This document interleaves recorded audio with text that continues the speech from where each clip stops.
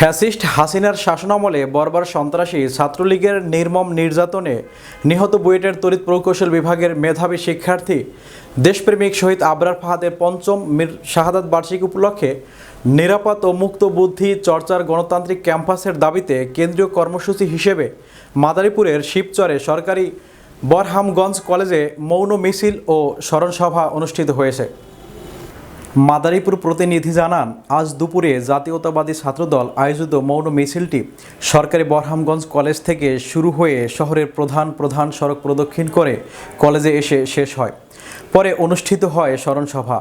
এই সময় উপজেলা ছাত্রদলের সভাপতি তুরাক খান, সাধারণ সম্পাদক সাইদুর রহমান ব্যাপারী, পৌরসভা ছাত্রদলের সভাপতি মোহাম্মদ শিহাব, শিবচর সরকারি বরহামগঞ্জ কলেজের ছাত্রদলের আহ্বায়ক জাহিদ হোসেন খান, পৌরসভা ছাত্রদলের সাধারণ সম্পাদক রিয়াজ গোমস্তা, শিবচর উপজেলা ছাত্রদলের যুগ্ম আহ্বায়ক মতিউর রহমান সহ শিবচর উপজেলা ছাত্রদলের নেতাকর্মীরা উপস্থিত ছিলেন।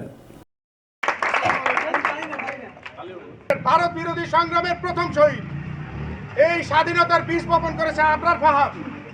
যে আবরার ফাহাদকে যেই সন্ত্রাসী সংগঠন বাংলাদেশে নির্মমভাবে পিটিয়ে হত্যা করেছে, বন্ধুরা আমার, শুধুমাত্র শিবির সন্দেহ হওয়ায় এই বিভিন্ন ক্যাম্পাসে এই ছাত্রলীগের নৈরাজ্য, হল বাণিজ্য, খুন, ধর্ষণের মতো অপরাধ।